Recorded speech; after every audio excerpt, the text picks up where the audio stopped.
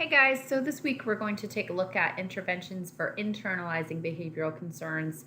And I'm going to be sharing a few pieces that are directly in the Stormont text. So the text that I shared with you in your syllabus and a few readings from Stormont text I've shared with you. So it's a really good resource for internalizing behavioral concerns. Okay. So behaviors that are directed inwardly, away from the external environment, and represent problems with self, often self-imposed, and involve behavioral deficits and patterns of social avoidance. So this definition is taken directly from the SSBD, the behavioral screener that we looked at a little while ago. So let's take a look at this. Lower restricted activity levels, not talking with other children, being shy, timid, and or assertive. Let's talk about that for just a quick second. Shy can sometimes be age appropriate. But if we're thinking about if it manifests itself to restrict or deviate them from peers, then it may become a concern and it may be more of an internalizing behavioral concern, okay? So we have to look at the degree it interferes with functioning. And also, whether it's generalizing, chronic, and not just contextual, so it's happening all over the place, okay? Preferring to play or spend time alone, acting in a fearful manner, not participating, or unresponsive to social interactions. Okay, so like I said, some of these are age appropriate. However, we just need to look at the context in which they're. Okay, theoretical foundations. So we're going to talk about the social learning theory by Albert Bandura. And this kind of takes a different approach from applied behavior analysis from Skinner, which is all talking about measurable and observable behaviors. So some of the key components with the social learning theory is that behavior is learned. We know this. It's contextual. So we need to consider where the behavior happens, with who, when, what activity, and the social context. Okay? So like we talked about with our functional thinking discussion, this follows a 4-term contingency instead of the ABC. This is ACBC, which is, we've got the antecedent, but then we have cognitions. That's the second C you'll see there. Cognitions being attributes, cognitions, self-advocacy, efficacy rather, and expectations. So these are what they're thinking or feeling, okay? And we'll talk about this in just a second. And functional relationships, what maintains the behavior, and that's also linked directly to the consequence. So we've got, again, we've got antecedent, which is the primary independent variable, or the trigger. We have cognitions, these are secondary dependent variable, which are things that they're thinking about, behavior. And then the consequences, which also is our function for behavior, okay? Some key assumptions, and I'm sorry for all the ones there, those didn't number correctly. Internalizing symptoms and disorders can be prevented. Yes, they can be genetic, but early detection and intervention will help them significantly, okay? It helps us to recognize internalizing symptoms are functional. Internalizing symptoms can be described and understood with 3 intertwined components of a child's experience: feeling, physiology, thoughts, and behaviors. So we do our best to understand cognitions, thoughts, to understand how to intervene. Okay? Children can learn effective coping thoughts and behaviors through both explicit instruction and natural encounters within the environment. So we know that behavior is learned, but we really need to hone in on the explicit instruction to help with coping skills, self-regulation skills, self-talk, etc. Most elementary age students do not yet have the cognitive capacity to fully benefit from cognitive, that word is supposed to be cognitive, behavioral interventions that work so well with adolescents and adults. So we think of cognitive behavioral therapy. These are a lot of mental health responses. Most elementary age students won't benefit or don't benefit because they don't have the mental capacity yet or the cognitive capacity yet to really, discuss their triggers and benefit from that level of therapy and counseling. Many of the environments and interventions known to be effective in deterring disruptive behavior can also be helpful for children at risk for internalizing behaviors and disorders. So we look at programs and interventions such as check and check out. Those can also be modified slightly for students with internalizing behaviors. Start with the simplest explanation and interventions. So this is where we need to consider those tier 2 interventions: check and check out, homework help, breaks are better, before we jump right to the really intense interventions, okay? Focus on the malleable risk factors that can be manipulated.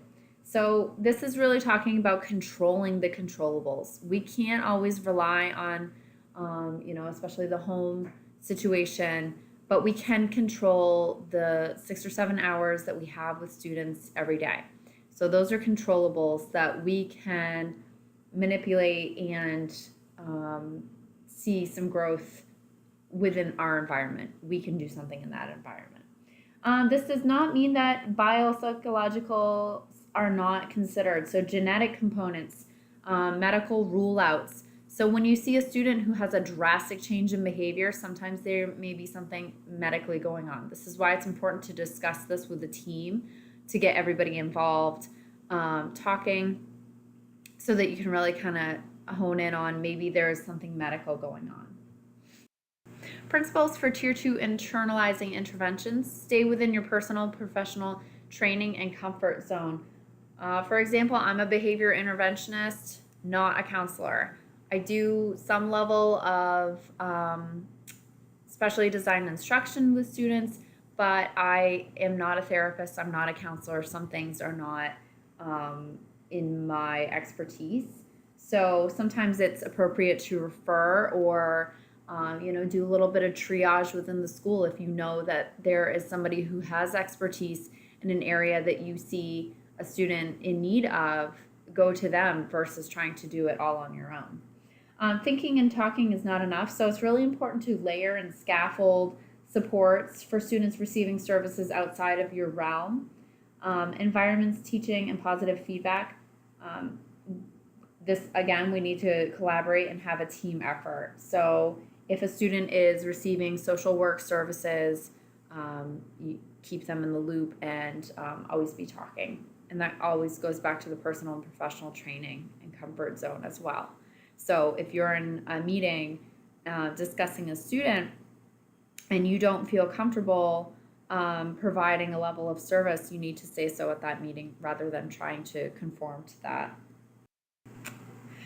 Okay, so this is taken from page 73 of the Stormont text. This just kind of depicts that, it's cyclical to understanding and changing behaviors. So let's start up at the top. We've got behaviors such as avoidance, low social contacts, and reassurance seeking. There may be some feelings associated to that: depression, low affect, hopelessness, anxiety. And then there's also thoughts. So cognitive distortions. So we talk about the no one likes me. That could also be a social skill deficit. So that student may need some explicit instruction at the same time addressing the social distortion. A really good resource for something like these social distortions, Michelle Garcia Winner. She talks a lot about social perceptions. Okay, so this is just to get a really good picture of the social learning theory, that there's thoughts and feelings involved with those behaviors as well.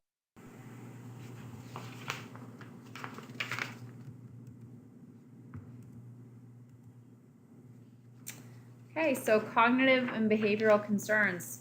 So here's a questionable assumption. If the problem is cognitive or internal, the response should be counseling and or pharmacological.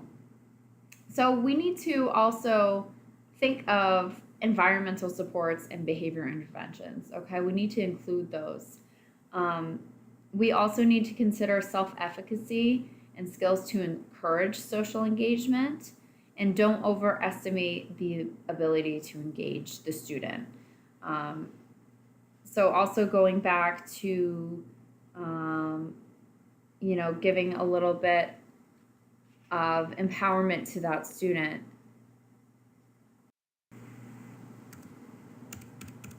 Sorry about that. So, internalizing behavior problems. Ineffective cognitive and behavioral responses are modeled by others. So, we know that behavior is learned, and oftentimes role models in the lives of these students are not the best role models for cognitive and behavioral responses. Effective coping strategies are not modeled by others. So here's a great quote from the Stormont text. The social transmission of risk for anxiety appears to be at least as strong as genetic transmission. So this is just saying social environment can be just as powerful as genetic, and sometimes they're coupled, but not all the time. Unpredictable home environments put students at risk for behaviors. We know this. We see it all the time. We know that students with unpredictable home environments often behave or act out to control their environment, and that's a way that they can get predictability. Cognitive misappraisals are grounded in objective skill deficit. So misconstrued, I can't speak today. Social interactions often leave people on the receiving end feeling awkward, and then it's kind of a cyclical thing there. Social learning disabilities, cognitive distortions, like we just talked about, getting along with others, can also manifest in academics as well. So it can also manifest academically. Okay, so here's some basic strategies for schools. Some of these we've talked about. I don't know why Jim put pictures of cats on here, but that's okay. So environmental adaptations, daily report cards. So this is like the check-in, check-out. Psychoeducation. So this is talking more about, learning what's going on. So when you start feeling butterflies in your belly, what does that mean? So talking about their symptoms and what that feels like and how to react. So this also goes to flexible versus rigid thinking, etc. Social skills instruction, teaching adaptive thinking skills, social stories, which you'll see a lot in programs for students with autism, self-monitoring, explicit instruction, and social emotional coaching. So this is also talking about, anticipate those trigger events. So if Johnny has a really hard time with schedule change, and that there's going to be an inside recess today or a fire drill, it's really important to prime that student and to practice that response before the trigger happens. So if it's right in the forefront of their brain, they're thinking about it, and then they may be more apt to respond more appropriately. Also going back to adaptive thinking skills, Zones of Regulation is a really great resource. So this is talking about how to regulate their bodies, how to regulate their behaviors in different situations.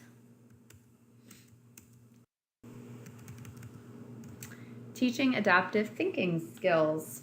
So identify antecedents, which are also triggers. Identify misappraisals or misperceptions. Identify alternative thinking skills or cognitions. Also practice them. Alternative behaviors and practice them as well. Reinforce the use of alternative behaviors and thinking skills, and reinforce accurate appraisals and self-monitoring. Again, don't do what you're not trained to do. So this includes, but It's not limited to premature armchair diagnoses and prematurely preventing the student from benefiting from your skill set. So, like we talked about earlier, go for the less restrictive intervention to begin with, unless there is something completely outstanding. But do not prevent the student from benefiting from your skill set. Don't automatically assume that you can't help the student just because they may need, you know, counseling or social work. You can still layer in supports there too. So that's all I have for you this week. Please feel free to email me or ask questions on Blackboard. I'm really enjoying reading those and interacting with you. But I will see you